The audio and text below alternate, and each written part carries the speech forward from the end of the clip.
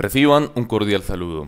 Continuando con este ciclo de formación en competencias profesionales y en elementos fundamentales para profesionales de la salud, en esta ocasión vamos a ver el tema de educación virtual en salud, que en cierta medida hace parte de la inmersión a la virtualidad. Hay que recordar que este tema hace parte del Centro de Estudios de Salud Comunitaria de la Facultad de Medicina de la Universidad de La Sabana. Antes de empezar, quiero reflexionar sobre un tema fundamental que se puede observar en esta diapositiva. En esta diapositiva podemos ver distintos logos que aparecen alrededor del nombre de la persona que hace o a quien está afiliada a esta presentación. Muchos de ellos los reconocemos, pero la pregunta que quisiera hacer en este punto es cuáles de estos conocemos a profundidad y si los conocemos todos a la perfección. Sabemos qué significa este primer símbolo, sabemos qué significa este segundo, este tercero, este cuarto y este quinto. Si la respuesta es positiva en relación a los 5 logos, eso querría decir que nuestro nivel de conocimiento de virtualidad en relación a navegadores o exploradores termina siendo alto. Si la respuesta en relación a los 5 es 3, es intermedio; si es 1, es un poco bajo. Cabe mencionar que estos son los distintos exploradores que ustedes van a encontrar actualmente, o los más importantes, para poder ingresar a Internet. Tenemos el Internet Explorer, el cual en este momento se encuentra en su versión 9, Mozilla, Firefox, Google Chrome, Opera y Safari. Todos estos exploradores tienen ciertas ventajas y desventajas. Actualmente las personas que conocen del manejo de sistemas recomiendan que el Internet Explorer no sea la opción definitiva y prioritaria para navegar, ya que Chrome y Mozilla hacen parte de navegadores mucho más rápidos y con menos errores. Para quien no conoce el resto de exploradores, los invito a empezar a navegar sobre esta serie de nuevas experiencias y nuevas oportunidades que nos ofrece el mercado y también distintas empresas. En la siguiente diapositiva empezamos ya a hablar de este tema. ¿Y qué empezamos a hablar del tema? El primer punto que empieza a justificar el tema de inmersión a la virtualidad es que en los últimos años se han venido presentando cambios inherentes a la sociedad de la información. Si yo me remonto a cuando ustedes eran niños o estaban empezando a aprender, quisiera preguntarles ustedes cómo recuerdan que accedían o que podían acceder a buscar un tema determinado. Cuando uno hace la pregunta en distintos auditorios, muchas de las personas contestan que se remitían a la enciclopedia, le preguntaban a alguien, o iban a la biblioteca, o iban a algún libro para buscar sobre algún tema. Era un mecanismo que se utilizaba anteriormente para poder difundir información. Y probablemente estos mecanismos que acabo de mencionar, estos ejemplos, fueron situaciones que ustedes emplearon durante su niñez o durante muy entrada la adolescencia. Como ustedes pueden observar, si uno le pregunta actualmente a un niño o a un adolescente qué mecanismos se utilizan para buscar información, sin duda el niño o el adolescente responderá que mediante el computador o mediante la búsqueda de Internet, y quienes son un poco más profundos dirán que Wikipedia, ya que Wikipedia es una enciclopedia de en cierta medida completa. Hay personas que están a favor o en contra, que nos han permitido encontrar información. La pregunta que me vendría acá en este punto es: ¿quién de ustedes busca bien por Internet? ¿Quién de ustedes sabe en dónde buscar? Y en el caso de ciencias de la salud, ¿quién de ustedes sabe recomendar sitios para buscar información médica para sus pacientes, de información confiable, información sencilla e información entendible que sirva para poder gestionar la información en este campo específico de conocimiento. Esto puede llegar a direccionar múltiples debates y múltiples reflexiones sobre el tema. Pero cuando pasamos al segundo punto de esta diapositiva, es el punto que llega a justificar de forma central por qué la virtualidad empieza a posicionarse actualmente en esta sociedad de la información, ya que la virtualidad nos da nuevas oportunidades para aprender cómo, a distancia. Ya no es necesario estar todos en un mismo salón para poder fomentar entornos de aprendizaje. Con la educación virtual, yo puedo estar en Colombia, yo puedo estar en mi casa y enseñarle a distintas personas a 100 o a 1000 kilómetros de distancia sobre un tema determinado. Esto es muy importante, ya que anteriormente cuando las personas querían capacitar en un tema determinado, tenían que solicitar una beca o hacer grandes desplazamientos para ya sea hacer cursos, especializaciones, maestrías o doctorados. Con la educación virtual nos ha permitido que múltiples personas no tengan que hacer esos grandes desplazamientos, sino por el contrario, no se desvinculen completamente del entorno en el cual se encuentran, sino que encuentren nuevas posibilidades de aprendizaje y a su vez puedan aplicar lo aprendido en el entorno laboral y profesional que se encuentran actualmente. El segundo componente que nos ofrece la educación virtual es la posibilidad de aprender colaborativamente, ya que como ustedes comprenderán, en entornos virtuales, uno de los mecanismos que garantiza el éxito del aprendizaje es el aprendizaje colaborativo. Es la posibilidad o el heteroaprendizaje que yo tengo de aprender del otro en cuanto a lo que sabe el otro y en lo que el otro me puede contribuir. Y en cierta medida se puede concluir en este punto que la suma de las partes es más que la consideración individual del grado de conocimiento que se tiene. Entonces una forma de compartir y cuando se tienen personas de distintos contextos es una forma de compartir distintos elementos culturales y aprendizajes que tienen las personas. Entonces una forma también de aprender y de compartir algunos elementos. Y otro punto importante que tiene la educación virtual es que puede dedicarse durante toda la vida. Es cierto que muchos de nosotros estamos jóvenes o algunos no tan jóvenes, pero la misma educación virtual me permite no desplazarme, trabajar colaborativamente, pero también ingresar a realizar un curso de especialización, maestría, doctorado, diplomado en cualquier etapa de mi vida, ya tenga 20, 50 u 80 años, siempre y cuando tenga la disposición y el interés de aprender. Entonces, ¿por qué? Porque particularmente en anteriores contextos o en años anteriores, una persona que ya iba adquiriendo una edad determinada, precisamente por sus responsabilidades y por eventualmente tener ya su vida consolidada, no se iba a desplazar para aprender. La educación virtual me permite esto, aprender durante toda la vida. Entonces, ya después de haber revisado estos puntos, queda un poco más claro qué es este tema de la educación virtual y la virtualidad, a qué nos compete y cuáles son las ventajas que se tienen en relación con otro tipo de temas. En la siguiente diapositiva empezamos a ver cuál ha sido la orientación actual de las tendencias educativas. Entonces, la educación actual de las tendencias educativas se ha empezado a centrar en la educación en línea.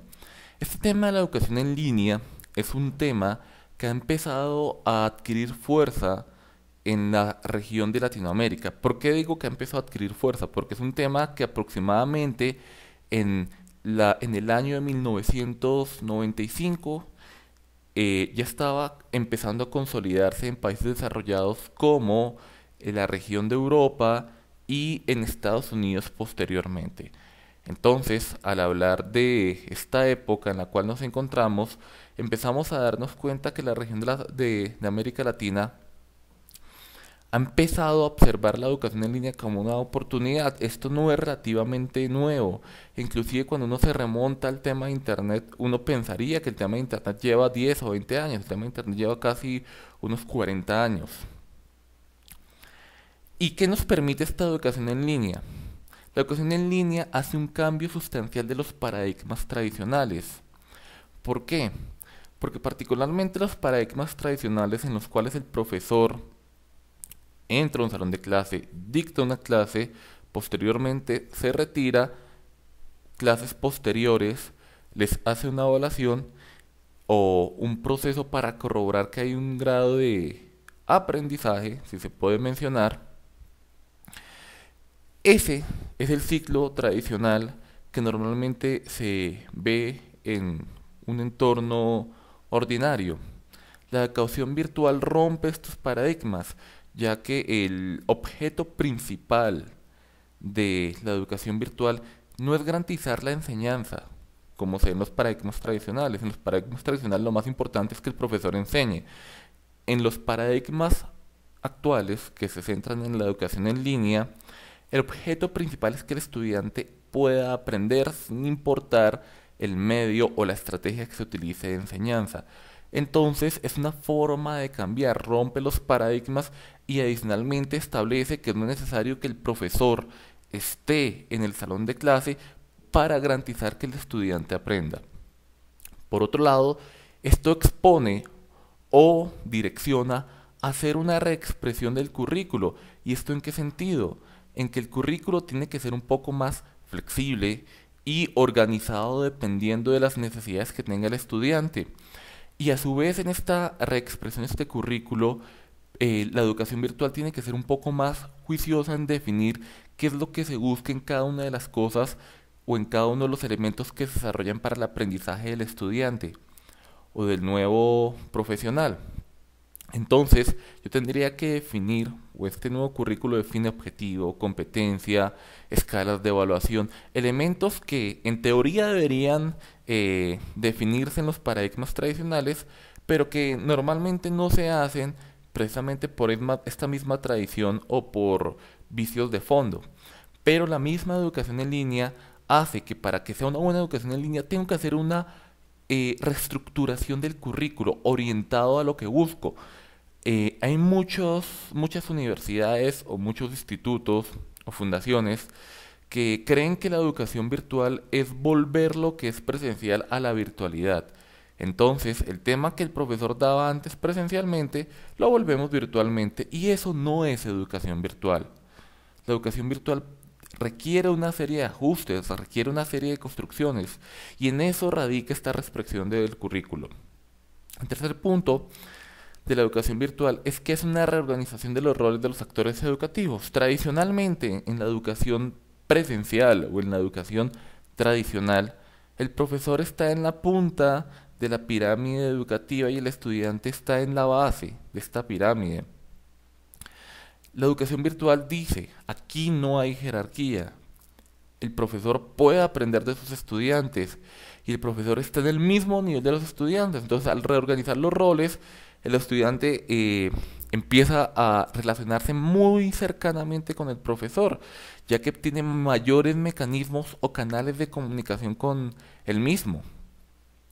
También es, digamos que esta misma reorganización de los roles es una estrategia que se sugiere en el momento de establecer estrategias adecuadas de educación en línea, ya que los entornos virtuales de aprendizaje son un entorno mucho más amable en relación a las relaciones interpersonales, ya que permite, aunque estamos separados por un computador o una pantalla, conocernos más cercanamente. El profesor conoce a mayor profundidad cuáles son las competencias, las ventajas y las limitaciones que tiene el estudiante. A partir de lo anterior, la educación virtual me permite hacer una oferta educativa más flexible, más pertinente y de mayor cobertura. Más flexible, ya que el estudiante puede decidir qué quiere ver y a qué horas lo quiere ver y a qué ritmo lo quiere ver. Pertinente porque va a estar orientada a la adquisición de competencias para la vida o de educación para el trabajo. Y de mayor cobertura, ya que no estoy limitado por un espacio físico, sino que puedo incrementar mi cobertura, ya sea a nivel local, nacional o internacional. A su vez, la educación en línea permite que el estudiante desarrolle competencias para el trabajo específicamente. Esto, relacionado con lo anterior, está orientado a que el estudiante todo lo que aprenda tiene que aplicarlo a su entorno. ¿Esto para qué? Para incrementar la apropiación del conocimiento.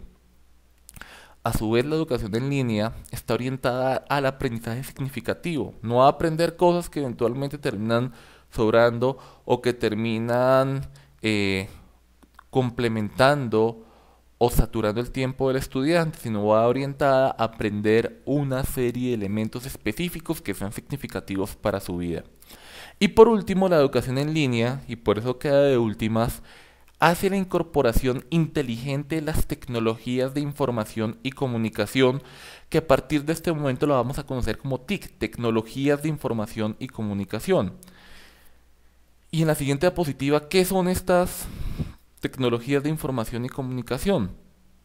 Son tecnologías que permiten y que se han desarrollado desde hace mucho tiempo, no son tecnologías de hace 20 o 10 años, sino tecnologías de hace casi más de 100 años, que han permitido a la humanidad transmitir información y comunicarse entre unas personas y otras.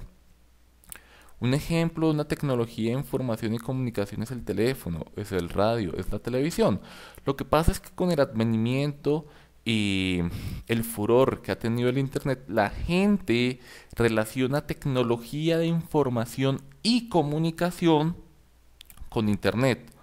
Podemos hablar, dependiendo de la época en la cual nos encontremos, que el Internet es una tecnología de información y comunicación, pero es una nueva tecnología de información y comunicación. Entonces, las nuevas tecnologías adquieren el prefijo de NTICs, pero en general todas tienen el término de TICs, tecnologías que permiten informar y comunicar. Esto es importante cuando uno lo relaciona en ciencias de la salud, ya que una de las estrategias fundamentales en promoción de la salud es garantizar o fomentar la transmisión adecuada de información y comunicación en salud mediante el uso de tecnologías. Entonces las TICs entrarían a mediar este proceso para fomentar, por ejemplo, hábitos y estilos de vida saludables. La siguiente diapositiva, empezamos a hablar y a profundizar un poco mejor de estas TICs. Entonces, las TICs responden a modelos educativos innovadores, ya que deben fomentar ambientes interactivos. Es importante que todas las personas participen y estén participando activamente. Y en este tipo de ambientes hay dos tipos de herramientas que tienen las nuevas tecnologías de información y comunicación que para poder interactuar con los estudiantes. Entonces tenemos herramientas de tipo sincrónico y herramientas de tipo asincrónico. ¿Cuál es la diferencia de este tipo de herramientas de ambientes de aprendizaje interactivos? Las sincrónicas son herramientas que permiten conectar al estudiante en un tiempo real. Por ejemplo, un chat o una videoconferencia. Si alguien me quiere decir un teléfono, el teléfono es una herramienta de tiempo real, pero pues eventualmente un teléfono solo me permite conectar una o unas cuantas personas, es un poco limitado. Pero en otras palabras, y a lo que quiero llegar, es que hay herramientas que me permiten conectar en un tiempo real y que son importantes para el proceso de aprendizaje. Y a su vez también tenemos herramientas de tipo asincrónicas, que no necesariamente requieren del tiempo real, como un correo electrónico o foros de discusión. ¿Y cuál es la contemplación que tienen estas herramientas asincrónicas? Por ejemplo, cuando uno manda un correo electrónico, la persona no siempre está conectada. Entonces, se debe esperar hasta que la persona abra el correo y pueda contestar, al igual que en un foro de discusión. Yo hago un aporte y en un tiempo posterior puedo ingresar a este foro y observar las múltiples participaciones de mis compañeros. Ambas herramientas pueden utilizarse en la virtualidad, pero hay que reconocer que en un ambiente sincrónico el número de participantes tiene que limitarse un poco. ¿Por qué? Porque al establecer un ambiente sincrónico, el manejo del auditorio tiende a ser un poco más limitado. Ustedes pueden observar, y quiero que lo intenten, establecer un chat con más de 10 personas. Termina siendo algo un poco desordenado, en cierta medida. En cambio, la videoconferencia, a menos que sea un poco personalizado, sí puede darse en más de 10 personas. Pero cuando uno está haciendo un proceso personalizado, más de 10 no es recomendable.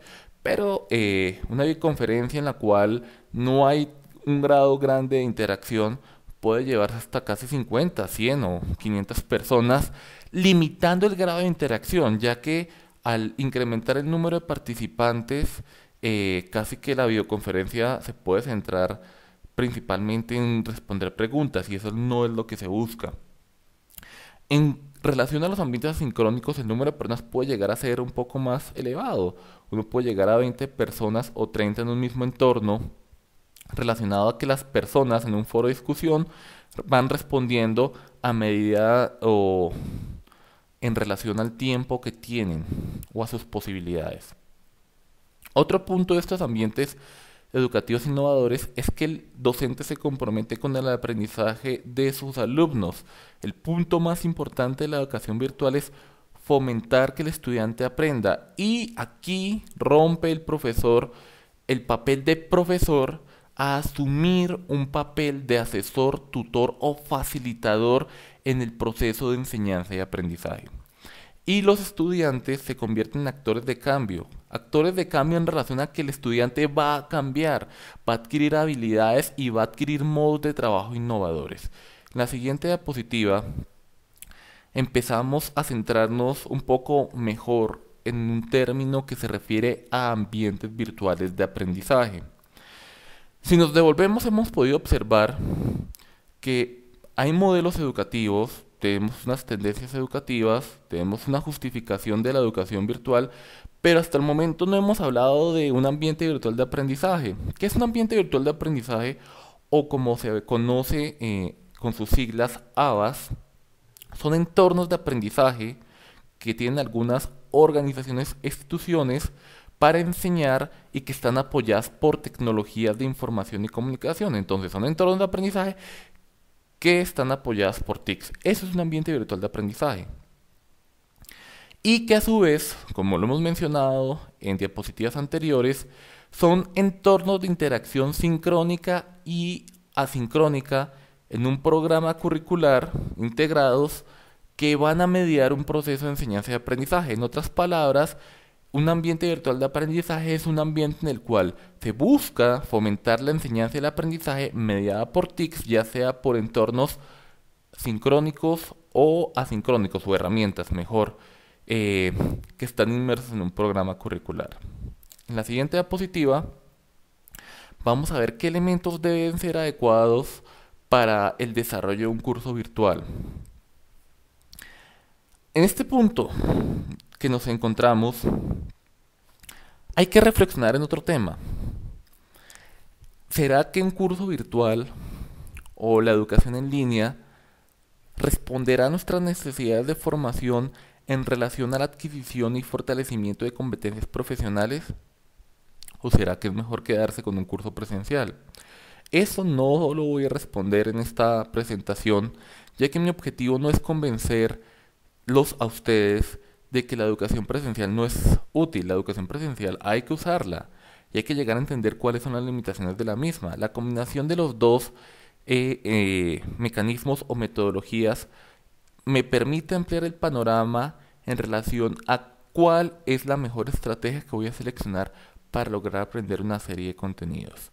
Entonces, en ese orden de ideas, voy a pasar a profundizar en relación a un curso virtual. No voy a mencionar los elementos de un curso presencial, ya que un curso virtual en cierta medida los tiene incluidos. Y a su vez, ustedes han venido acostumbrados casi toda su vida en su proceso formativo a estar inmersos en un curso presencial.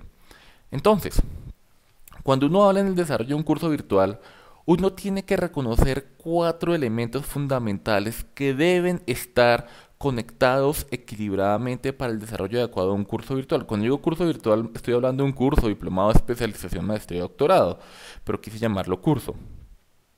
El primero es el participante virtual, y en el caso del participante virtual, ¿cuál es el rol que tiene este participante? O sea, ¿cuál es el rol que tienen ustedes? Otro punto a mencionar es el modelo pedagógico, cómo este modelo se ajusta. El tercero es el aprendizaje en el aula virtual. ¿Cómo es este grado de aprendizaje? Aquí no digo enseñanza, aquí digo aprendizaje, porque la enseñanza es mediada por las TICs. Y por último, ¿cómo es el grado de tutoría virtual? ¿Cómo es el grado que asume o que asumo yo como docente virtual? La siguiente diapositiva empezamos a ver el primer punto de este equilibrio, es el modelo pedagógico. Cuando uno empieza a observar el modelo pedagógico de un entorno virtual de aprendizaje, este lo podemos dividir por estos 4 puntos que observamos, como contenidos, procesamiento, tutoría y dispositivo tecnológico. Entonces, ¿cómo tienen que ser los contenidos para que haya un éxito en un curso virtual? Los contenidos tienen que ser relevantes y actualizados. Cuando digo relevantes, ir al punto, lo que se necesita aprender. Elementos que son adicionales terminan siendo sobrantes y desmotivan o no movilizan el adecuado desarrollo de un curso virtual. Y por otro lado tienen que ser actualizados, entonces contenidos de hace 50 años, a menos que sean relevantes, que es el otro criterio, no se usan.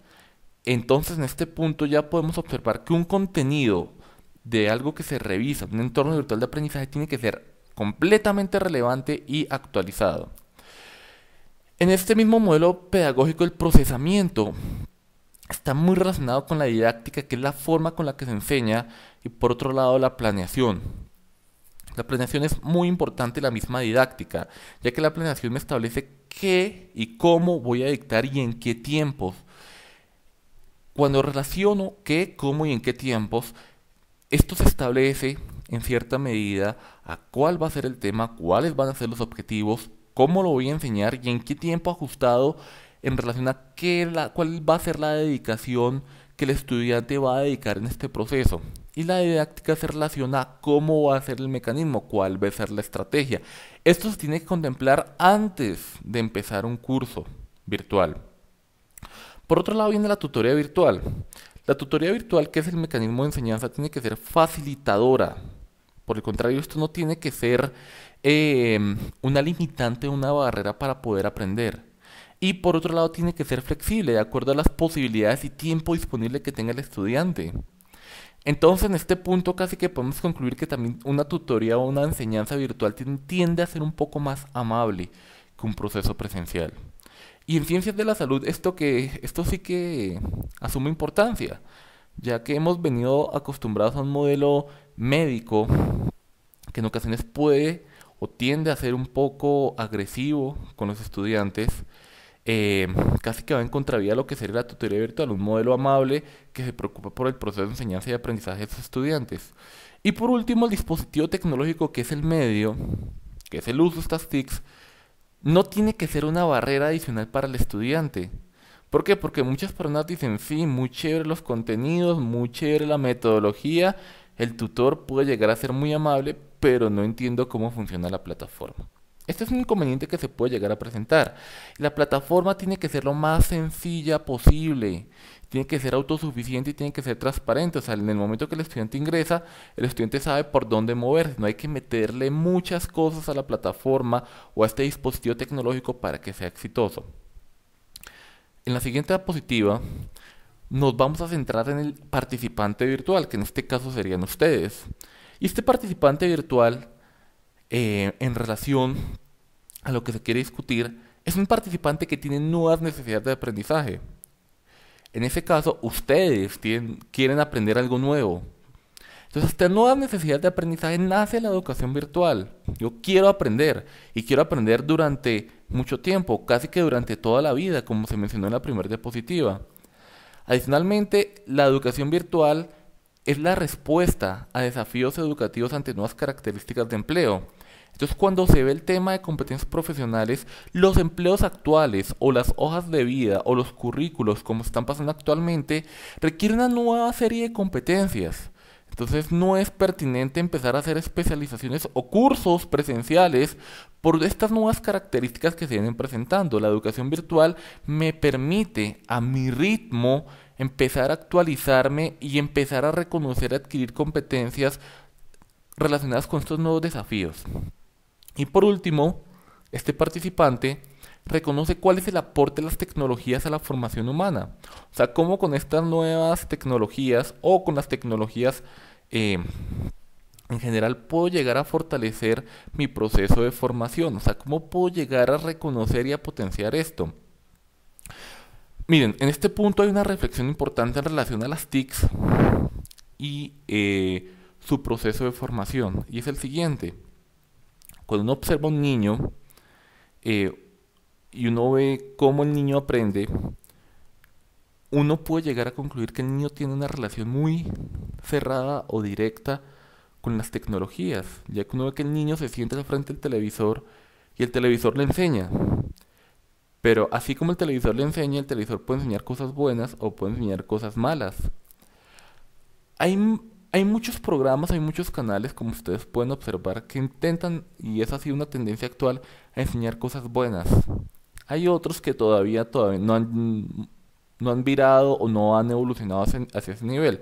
Pero si uno puede llegar a reconocer que un televisor puede llegar a enseñar algo a un niño, ¿por qué el internet o por qué el televisor o por qué no el radio puede ser una estrategia para nuestro proceso de formación? Una pregunta bastante interesante. Cuando uno se sienta con los niños, uno aprende con los niños. Es solo llegar a abrirse a nuevas oportunidades de aprendizaje. La siguiente diapositiva, aunque la gráfica no se ve muy bien, empezamos a ver los valores y los elementos que se centran en un aula virtual. Entonces, un aula virtual, que es aquel mecanismo que utilizamos, hace un proceso integrado entre enseñanza y aprendizaje. La enseñanza no es lo más importante es el proceso mediado de aprendizaje, que el estudiante realmente aprenda.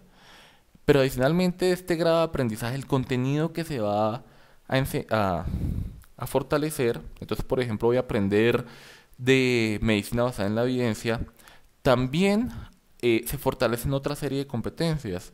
En un aula virtual se potencia la lectura o se fomenta la lectura, se fomenta la escritura, escribir bien, que es otra de las competencias profesionales, y se procesa el pensamiento científico. Entonces pensar, buscar, reconocer, filtrar qué información me sirve, qué información es fundamental para estar actualizado y no leer documentos por leerlos. Entonces leo, escribo y pienso científicamente.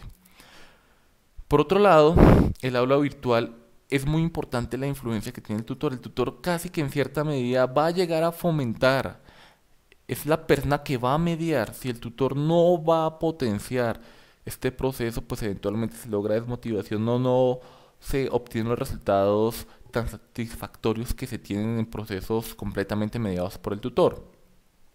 Por otro lado, hay actividades transferenciales. ¿Y qué hace relación a estas actividades transferenciales?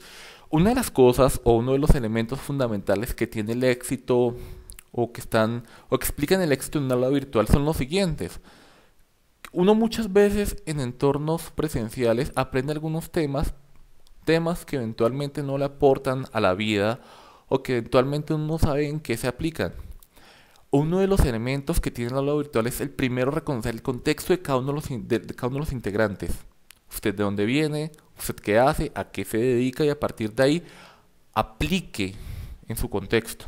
Y viene el segundo punto, integrar conocimientos previos más conocimientos futuros, los que se están aprendiendo. Y por último, aplicar un entorno real.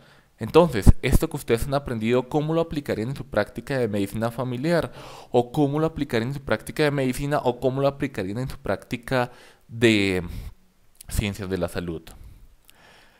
El aula virtual también responde a las teorías de la psicología en relación al aprendizaje, cómo aprenden las personas.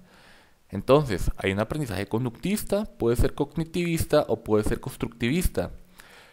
El conductista, como su nombre lo dice, es conducir a un aprendizaje. Entonces, un ejemplo que no me gusta decirlo en muchos entornos en relación al aprendizaje conductista es como cuando uno lleva unas ovejitas a un punto. Entonces estamos en el punto A y las quiero llevar a un punto B. Ese es el aprendizaje conductista, casi que es un aprendizaje lineal. En ocasiones hay que utilizarlo, pero no es el eje principal del aprendizaje en un aula virtual. Algunos de ustedes pueden llegar a reconocer en qué entornos o en qué tipo de disciplinas a ustedes les han fomentado el aprendizaje conductista. No es el más importante.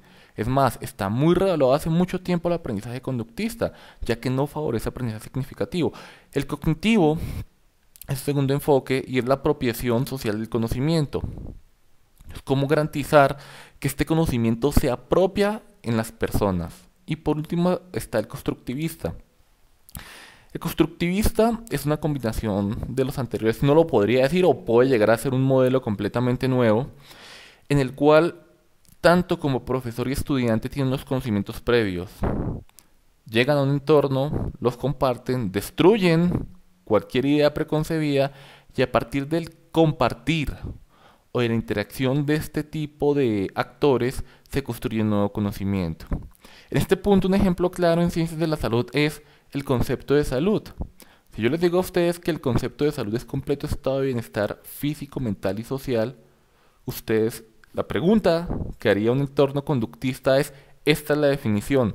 Cognitiva es piensen qué implica físico, mental y social, y constructivista es critiquen, destruyan y construyan su nueva definición de salud.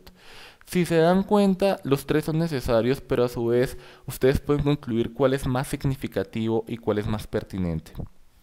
El aprendizaje virtual está orientado a lo anterior. Y por último, en esta diapositiva podemos observar que para poder aprender en un entorno virtual se requiere una serie de componentes mínimos. El primero es deseo de aprender. Si uno no quiere aprender, no aprende. Segundo, la instrucción. Entonces, que haya instrucción constante. Que yo tenga una persona cercana que constantemente me está hablando. Tercero, motivación. Hay que mantener la motivación de las personas. Y por otro lado, ustedes tienen que estar completamente motivados. Que se refleje la creación de oportunidades. Que ustedes observen que esto puede llegar a ser superior a un aprendizaje presencial. Y por último, favorecer un aprendizaje significativo. Que realmente uno diga que se fomenten aprendizajes que puedan tener repercusión real en la vida.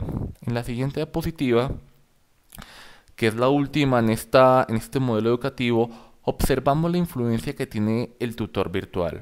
La estrategia fundamental, cuando digo estrategias, acá en este punto, uno diría que son múltiples estrategias. No, solo una estrategia debe ser el eje central de la tutoría virtual y es la metodología colaborativa. Se debe potenciar que los distintos participantes colaboren activamente. Posteriormente estaría explicado cuál es el rol del tutor. El rol del tutor tiene actividades, o sea, el profesor tiene actividades y tiene funciones que se resumen en esta diapositiva. Actividades, tengo que formar recursos humanos. ¿Por dónde? Por una aula virtual. Entonces yo tengo que formar.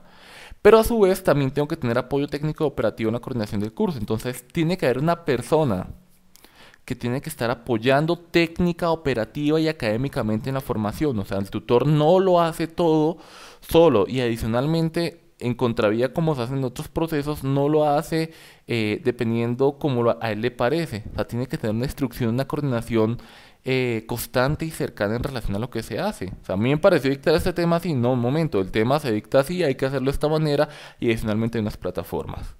Y por otro lado vienen las funciones. Las funciones es, hay que tener un perfil de un tutor en línea. O sea, el tutor tiene que saber de virtualidad para poder enseñar. Tiene que ser un tutor en línea y fomentar los grupos de trabajo. Tiene que fomentar la interacción con los demás. Entonces, es una función, ser tutor en línea y fomentar grupo de trabajo. Tutor en línea de aprendizaje. Tiene que también, aparte de la interacción, fomentar construcción de conocimiento individual. Entonces, en este caso, tiene que reconocer las características de aprendizaje individual, fomentar el aprendizaje colectivo y, por último, en relación a la tecnología, tener dominio informático. Estos son los puntos de un tutor virtual, un profesor virtual. La siguiente diapositiva ya pasamos a hablar en relación a acciones que se tienen en un aula virtual. Entonces, en estas acciones uno puede reconocer que hay tres tipos de actores que se pueden presentar en cualquier entorno. Está el estudiante, está el profesor y está la institución oferente. Entonces, cuando uno empieza a hablar de las acciones, casi que en cualquier entorno virtual hay tres componentes que nunca pueden faltar en un entorno virtual. Y son planificación, comunicación y gestión de la información. Cuando yo me refiero a planificación, un entorno virtual tiene que ser muy planificado. Se tiene que reconocer tiempos. Se tiene que definir qué es lo que se quiere. Entonces tienen que existir herramientas en la plataforma de planificación. Entonces cuando ingresa a la plataforma, el estudiante tiene que reconocer que hay un calendario, que hay un programa, que hay unas semanas definidas que le permiten organizar su tiempo. Ya, ¿por qué? Porque así como es flexible o uno puede manejar su tiempo, es importante tener unos elementos mínimos de planificación para ayudar al estudiante. Ya que si yo digo, no, esto lo hacen durante aquí a 6 meses, puede resultar que de aquí a 6 meses el estudiante no hizo nada porque nunca se midió y nunca reconoció que debería hacer semana tras semana. Entonces es importante hacer este mecanismo antes de empezar un curso. Sí, el siguiente punto o las siguientes herramientas que se reconocen en el aula virtual son herramientas de comunicación. Entonces, el estudiante y el tutor tienen que reconocer qué mecanismos pueden existir para poderse comunicar los unos con los otros, ya sea un foro, ya sea un chat, ya sea correo electrónico, ya sea mensajería interna. Entonces, ¿qué mecanismos de comunicación tengo para interactuar con los demás y entre los distintos participantes? Y esto se tiene que quedar reconocido desde el primer momento, ya que en el momento que se rompa la comunicación eventualmente puede haber desmotivación o se puede generar un aprendizaje inadecuado o en competencias que no se buscan.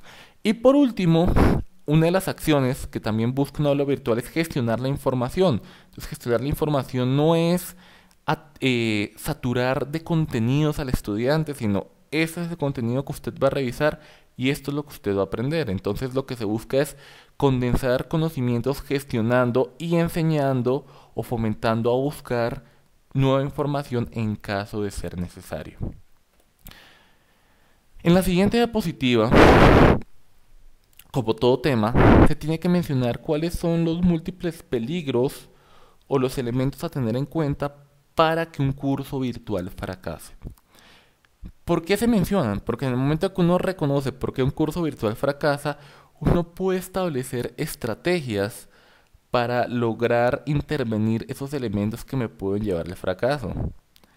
Entonces, si yo reconozco estos elementos que me llevan a un fracaso en un curso virtual, puedo buscar elementos. Los elementos de fracaso en un curso virtual se relacionan también por actores: profesor, estudiante e institución.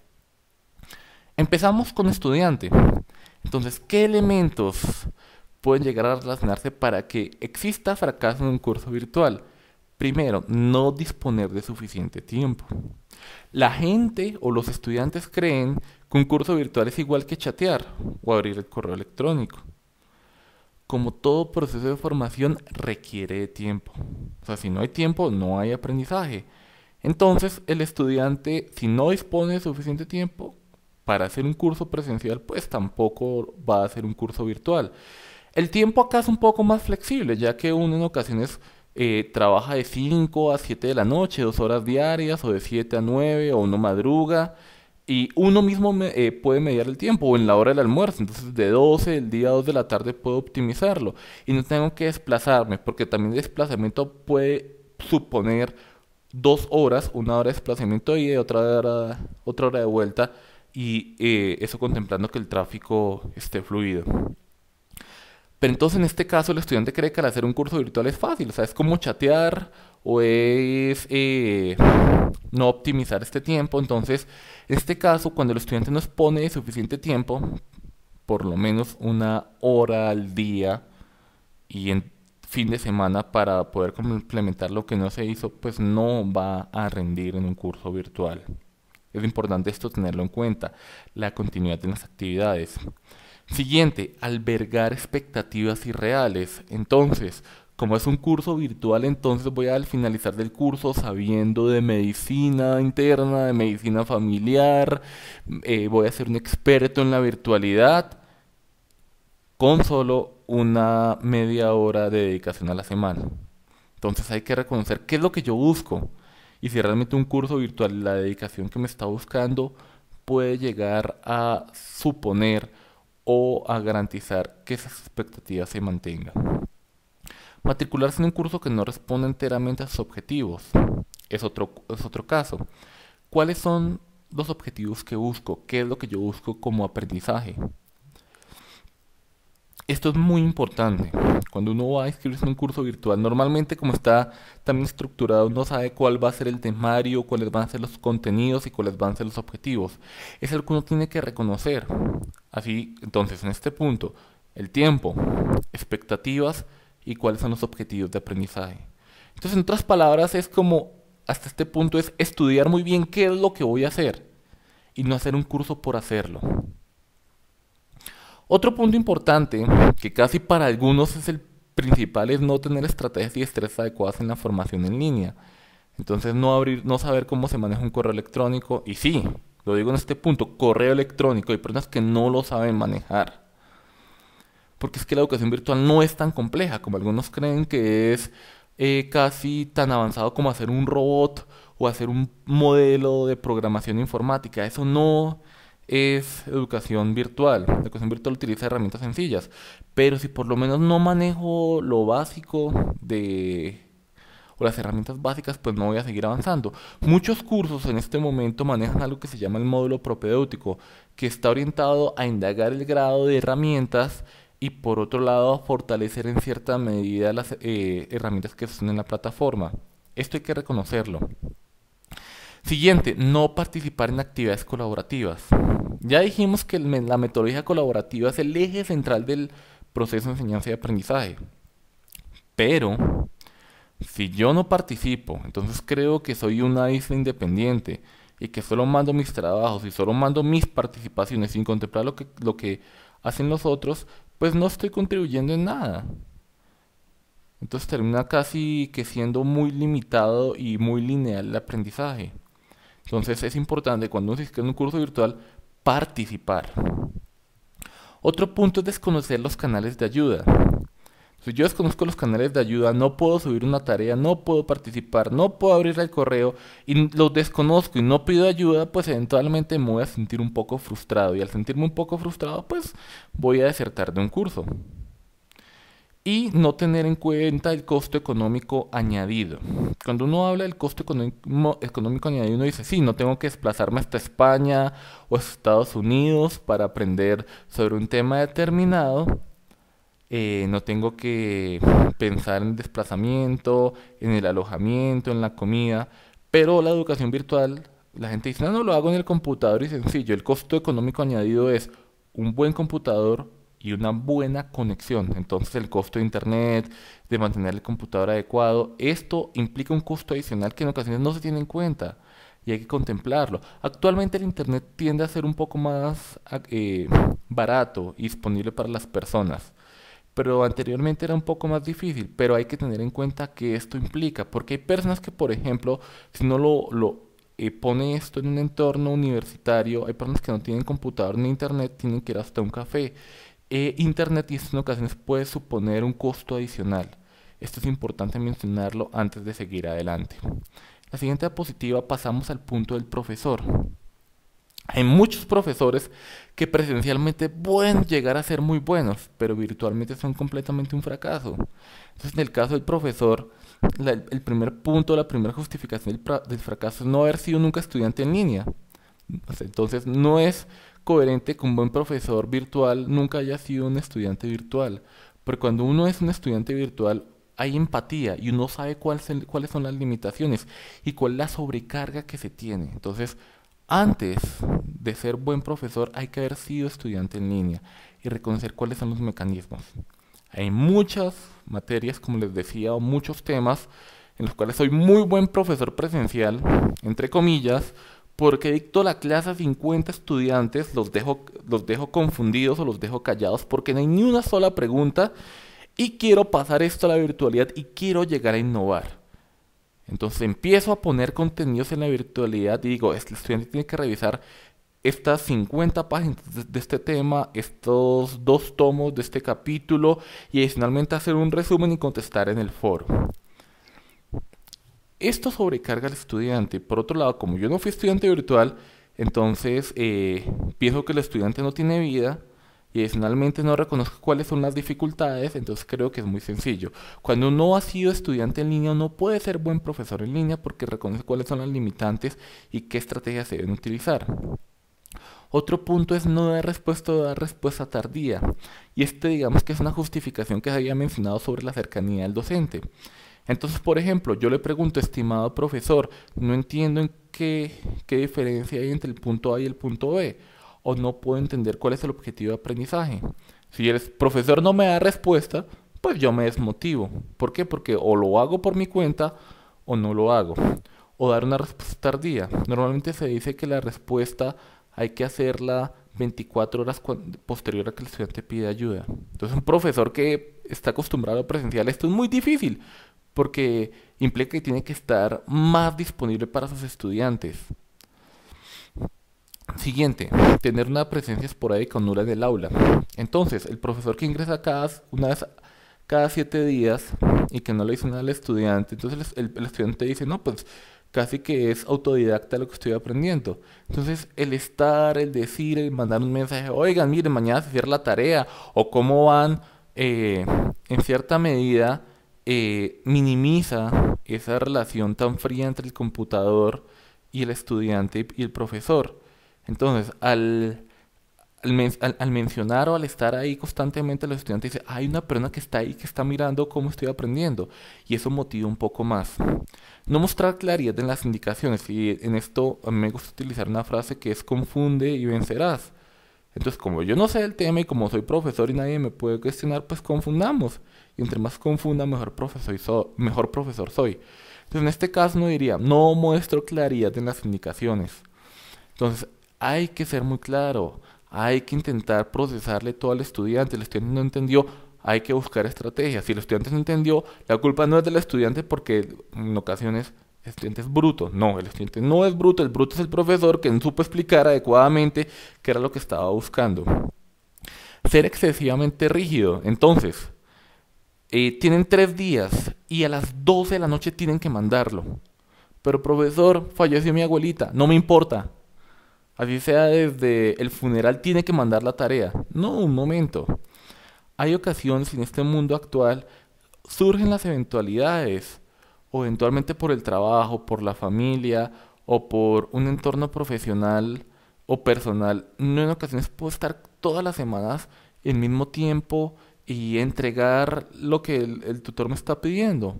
Entonces yo tengo que reconocer, por eso habla de la cercanía, eh, cuáles son las limitaciones. Entonces el plazo es hasta el domingo.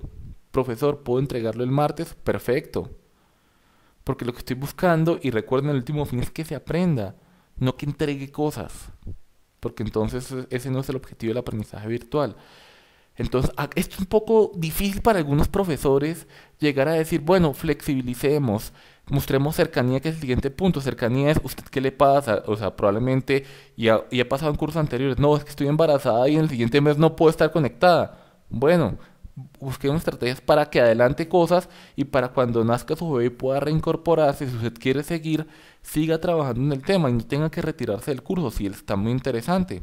Entonces, esto permite un aprendizaje más personalizado, conocer las limitantes del estudiante y conocer cuáles son las dificultades que tiene. Esto hace un buen profesor. Y siguiente, contribuir a la sobrecarga del estudiante. No hay que contribuir. Entonces, por ejemplo, y relaciono lo anterior, no he sido estudiante en línea, entonces sobrecarguemos al estudiante porque creo que con el internet puedo mandar todos los archivos que quiera. No doy respuesta a lo que el estudiante me pide. No me meto al aula. No muestro claridad en las indicaciones. Entonces el estudiante me pregunta, profesor, ¿cuáles son los diferentes mecanismos para buscar una muestra en un análisis estadístico? Entonces yo no explico y le digo, mire, le mando este artículo de 150 páginas para que lo leas o este capítulo, adicionalmente tienes estas 2 páginas para que la busques. O sea, no contribuye a la respuesta y adicionalmente le di más sobrecarga. Eso no hace un buen profesor. O sea, porque en últimas hay profesores que dicen, no, que el estudiante mismo lo busque. No, para eso está el profesor, para ayudar a mediar el proceso de enseñanza-aprendizaje.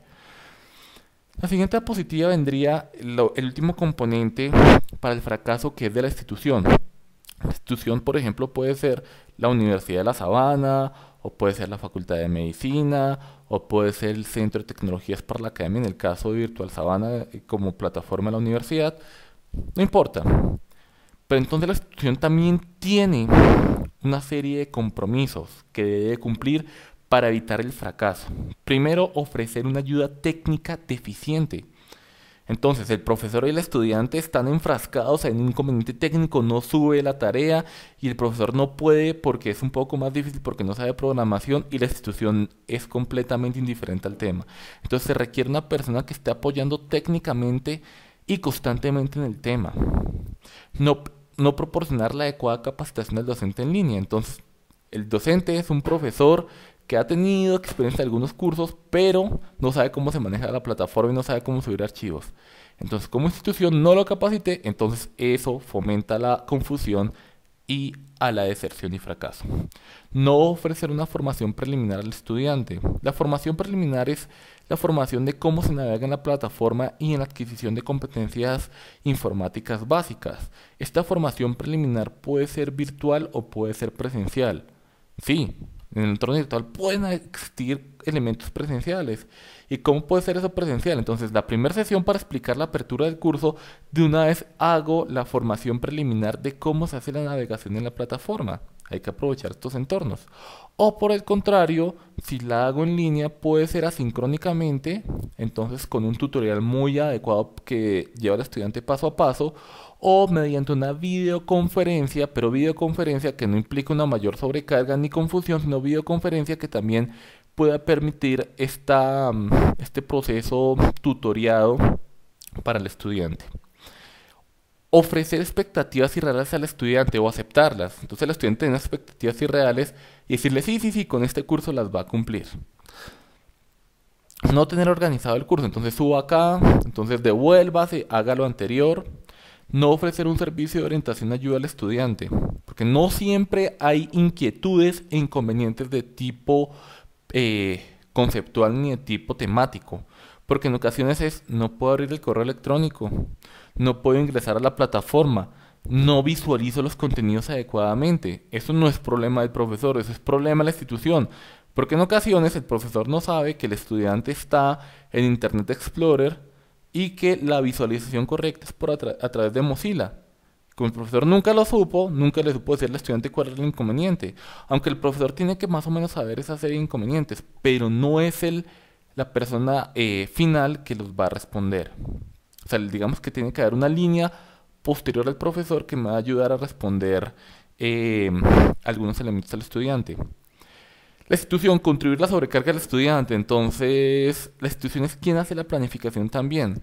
Entonces recuerden, si usted va a leer, si usted tiene una hora a la semana, entonces 20 páginas por hora para que lea, entonces tenga otras 4 horas más para que conteste los foros y adicionalmente pueda llegar a concluir. Entonces hay que intentar optimizar el tiempo, no tener en cuenta la situación del estudiante. Entonces, al igual como se mencionó anterior, entonces el estudiante que tuvo que aplazar un tiempo o que estaba incapacitada, entonces no, como institución, académicamente, si usted no lo hizo, entonces pierde. Y establecer trámites administrativos complicados. Entonces, para hacer un curso virtual, porque entonces aquí hay un punto importante, partimos de la confianza del estudiante, que la persona que está sentada atrás del computador es esa persona. Entonces, usted tiene que traer el pasado judicial, el root, la cédula autenticada, todos los diplomas, su foto y adicionalmente su huella para en el momento que usted vaya a abrir la plataforma se haga un reconocimiento facial y de huella para saber que es usted. Partimos de la confianza, pero hay un punto interesante y es el siguiente: la educación virtual exige realmente un proceso de aprendizaje que no tiene sentido que yo haga un curso por otro cuando lo puedo hacer por mí mismo. Entonces, digamos que es un punto que está relacionado con la confianza. O sea, ¿yo para qué le voy a hacer un curso a otro? Para que el otro tenga un diploma, porque es que la educación virtual garantiza que la otra persona tiene esa competencia. Entonces, en cierta medida, ¿a qué no hay objeto a plagio? Porque pues, entonces no tendría sentido que otro lo hiciera. Y créanme que el proceso, porque es que en un proceso de esto la gente dice, ah, no, pues que lo haga mi hijo o que lo haga mi secretaria y en últimas que ella aprenda.